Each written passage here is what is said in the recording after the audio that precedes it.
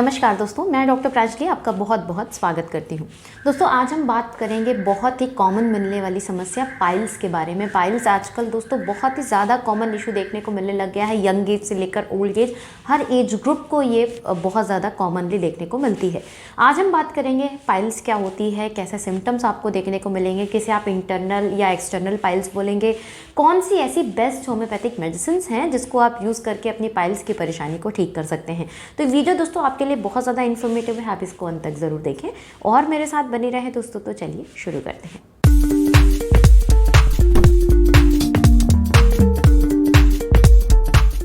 दोस्तों सबसे पहले हम थोड़ा सा जानते हैं पाइल्स आखिर हो कैसे जाता है, कैसी प्रक्रिया होती है जिसकी वजह से हमें पाइल्स बॉडी में बन जाती है।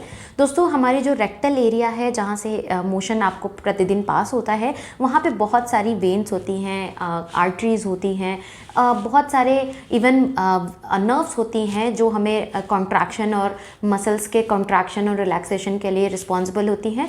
जब हम बहुत नियमित रूप से या तो बहुत हार्ड मोशन पास कर रहे होते हैं या फिर बहुत फ्रीक्वेंट मोशन एपिसोड रहते हैं, मीन्स आपको डायरिया भी बहुत लंबे समय से रहता है, तो भी पाइल्स कंडीशन देखने को मिल सकती है। तो क्या होता है कि जब आप हार्ड मोशन पास कर रहे होते हैं, हमारे जो रेक्टल वेन्स हैं जहाँ पे खून की जो नसें हैं उनके ऊपर प्रेशर ज़्यादा पड़ता है और उन पे प्रेशर लगातार बनने की वजह से वो अपने बेस से डायलेट होने लग जाती हैं, फूल जाती हैं बिकॉज ऑफ द कंटिन्यूएशन में प्रेशर के, और उसके फलस्वरूप हमारे रेक्टल एरियाज में पाइल्स जो है बनना शुरू हो जाती हैं।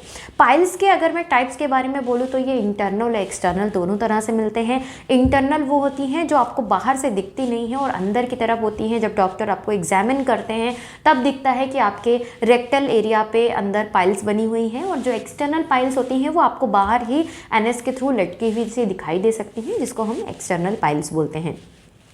इसके अलावा भी बहुत सारे ग्रेड्स होते हैं पाइल्स के, grade 1, grade 2, grade 3, grade 4। Grade 1 में आपको बहुत हल्का सा स्वेलिंग दिखेगा जब आप मोशन थोड़ा सा भी हार्ड पास किया, तो फिर इवन फर्स्ट में तो बहुत लोगों में विजुअलाइज भी नहीं होता, सेकेंड ग्रेड में जाके दिखता है, और जब आपको जब मोशन पास कर रहे होते थोड़ी देर तक सूजन रहती है, वापस चली जाती है।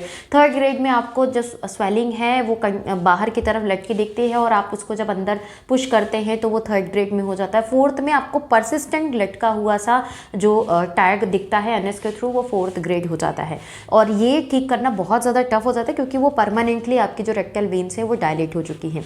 इसके अलावा अगर मैं ब्लीडिंग के बारे में बोलूँ तो जो पाइल्स होती हैं, ब्लाइंड पाइल्स और ब्लीडिंग पाइल्स होती हैं। ब्लाइंड पाइल्स उनको बोलते हैं जो ब्लीड नहीं करती, जो डायलेटेड तो है लेकिन उनसे खून नहीं निकल रहा होता है, तो वो ब्लाइंड पाइल्स कहलाती हैं। ब्लीडिंग पाइल्स उनको बोलते हैं जिससे आप मोशन पास करने के टाइम पर आपको अगर ब्लड आ रहा है तो वो ब्लीडिंग पाइल्स कहलाती हैं। लेकिन मैं एक चीज़ आपको क्लियर करूं, जो ब्लाइंड पाइल्स होती हैं जिनमें ब्लीडिंग नहीं होता, वो ज़्यादा पेनफुल होती हैं as comparison to bleeding piles, क्योंकि जो उन पे ब्लड है वो जाके बहुत ज़्यादा एक्यूमुलेटेड है, टेंस्ड है, वहाँ पे सप्लाई ज़्यादा है और वो पास ऑन नहीं हो रही, लेकिन ब्लीडिंग बनी अंदर की तरफ एक्यूमुलेटेड है। उस कंडीशन में पाइल्स और पेनफुल हो जाती है as comparison to the bleeding piles.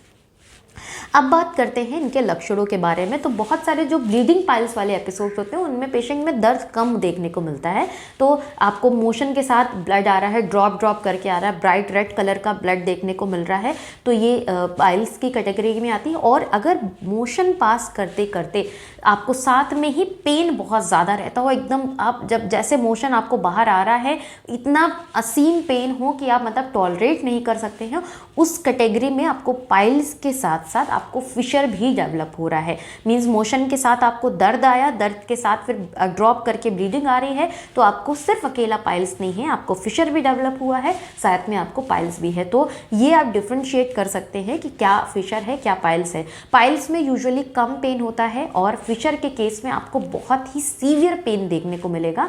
अगर सिर्फ आपको पेन हो रहा है तो भी फिशर की कैटेगरी हो सकती है, बहुत छोटा सा कट आपको कहीं लग गया हो एनएस के अंदर जिसकी वजह से आपको पेन हो रहा है, दैट इज ओनली हैपनिंग आपने या तो बहुत हार्ड मोशन पास किया है या बहुत फ्रीक्वेंट मोशन पास किया है, उन दोनों ही, और मोशन जो एक्रिड है बहुत ज़्यादा जिसके वजह से आपकी जो रेक्टल एरिया है वो छिल गया है और आपको फिशर डेवलप हो गया है।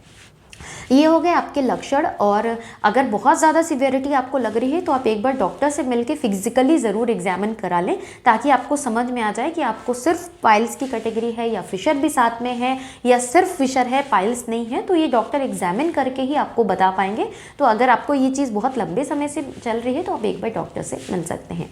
अब बात करते हैं होम्योपैथिक मेडिसिन के बारे में। तो सबसे पहले मैं एक आपको मदर टिंचर का कॉम्बिनेशन बताऊंगी। ये स्पेशली ब्लीडिंग पाइल्स के ऊपर बहुत अच्छी काम करती है। साथ ही साथ अगर आपको ब्लीडिंग के साथ फिशर भी डेवलप है तो ये कॉम्बिनेशन आपको बहुत ही अच्छा काम करने वाला है। इसमें आपको 4 मदर टिंचर्स परचेज करने हैं। इसमें है सबसे important and one of the best mother tincture for piles is Aesculus hip mother tincture. ये एक मेन मदर टिंचर है जो पाइल्स की हर कैटेगरी पे बहुत अच्छा काम करता है, चाहे वो ब्लीडिंग है, नॉन ब्लीडिंग है, साथ में फिशर है, सब पे ये बहुत अच्छा काम करता है। आपको एक पोकी सेंसेशन बना रहेगा मोशन के साथ साथ। तो इस पे एस्कुलस बहुत अच्छी काम करती है। एक कंस्ट्रिक्शन सा आपको लगेगा अपने रेक्टल एरियाज पे। सेकेंड मेडिसिन आपको यूज़ करनी है कॉलिन्सोनिया मदर टिंचर। ये भी एक बहुत ही इंपॉर्टेंट और बहुत अच्छी मेडिसिन है जो पाइल्स के केस में काम करती है। इसमें आप ये पाइल्स एंड फिशर दोनों ही कैटेगरी में इसको यूज़ कर सकते हैं। आज मैं मोस्टली ऐसी मेडिसिन बता रही हूँ जो दोनों ही एरियाज़ को कवर करे, दर्द को भी कवर करे और आपके ब्लीडिंग को भी कवर करे। कॉलिन्सोनिया जो है एक स्पेसिफिक कैरेक्टरिस्टिक सिम्टम देती है। ऐसा लगता है बिल्कुल लकड़ी जैसा कुछ आपके एनस पे चुभ रहा है, एक स्टिक सा चुभ रहा है। तो ये बहुत ही कैरेक्टरिस्टिक सिम्टम होता है कॉलिन्सोनिया का, तो वो आप उसमें ऐड ऑन करें। थर्ड मेडिसिन आपको यूज़ करनी है हाइपैरिकम मदर टिंचर। बहुत ही अच्छी काम करती है दोस्तों ब्लीडिंग डिसऑर्डर के ऊपर। जिन लोगों में बहुत, और जैसे जैसे क्रॉनिक होता जाता है पाइल्स बहुत ज़्यादा प्रोफ्यूज ब्लीडिंग देता है, बहुत ज़्यादा ब्लीडिंग क्रिएट करता है, तो उसमें हाइपैरिकम बहुत अच्छी काम करती है। अगर आपको बहुत ब्राइट रेड कलर की ब्लीडिंग हो रही है, hypericum is working very nice on those conditions. Next fourth medicine है दोस्तों पायोनिया ऑफिसिनेलिस मदर टिंचर। ये भी बहुत ही अच्छी मेडिसिन है पाइल्स एंड फिशर बोथ के केसेस में। आपको अगर मोशन में बर्निंग सेंसेशन रहता है, मोशन के बाद परसिस्टेंट आपको बर्निंग बनी रहती है, तो भी पायोनिया उसमें बहुत अच्छी काम करती है। तो आपको ये चारों दवाएं लेके आनी है। 30 ml की बॉटल सील पैक्ड खरीद के लाएं और एक बड़ी 100 ml की बॉटल लेके आएँ। सबकी 20-20 ml को आप मिला लें, बाकी जो 20 ml बच रहा है उसको खाली छोड़ दें, ताकि आपकी जो बाकी 80 ml तैयार हुई दवा है वो अच्छे से मिल सके।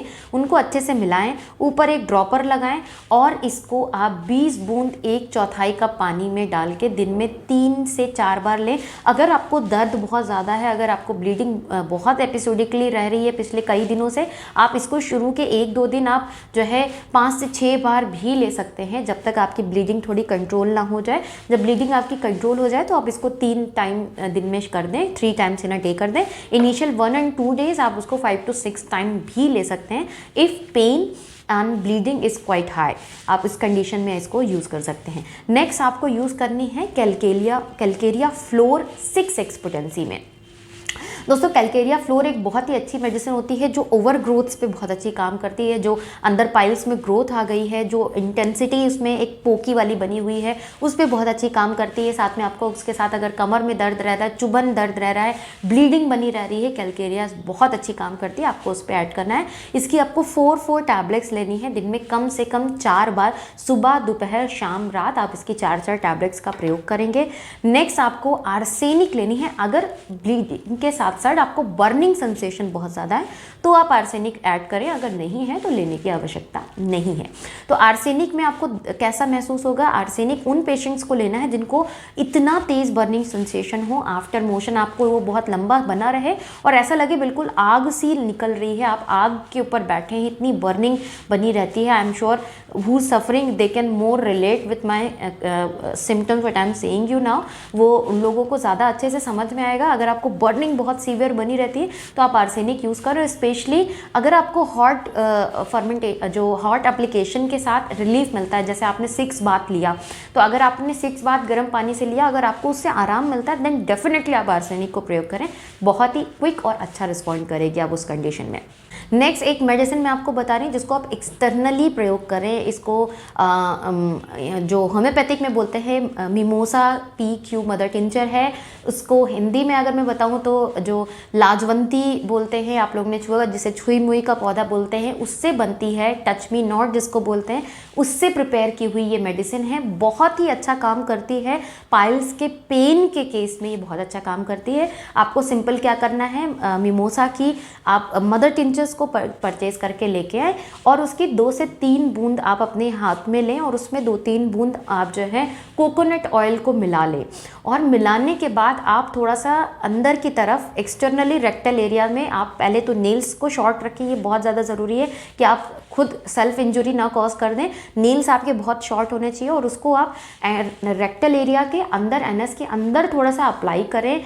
वो आपको इमीडिएटली इवन पेन को कम करने में बहुत ज़्यादा मदद करेगी। तो दिन में 2 बार आप इसको अप्लाई कर सकते हैं। साथ ही जो ओरल खाने की दवाएं मैंने बताई हैं उसको ऐड करके रखें। डेफिनेटली कुछ ही दिन के अंदर आपको दिखेगा कि आपकी पाइल्स की परेशानी काफ़ी हद तक ठीक हो गई है। पाइल्स के पेशेंट इस चीज़ का ज़रूर ध्यान रखें कि वो अपने डाइजेशन को ज़रूर अच्छा रखें। अगर मोशन हार्ड पास हुआ तो आपकी पाइल्स की कंडीशन रीअपियर होने के चांसेस सबसे ज़्यादा रहेंगे।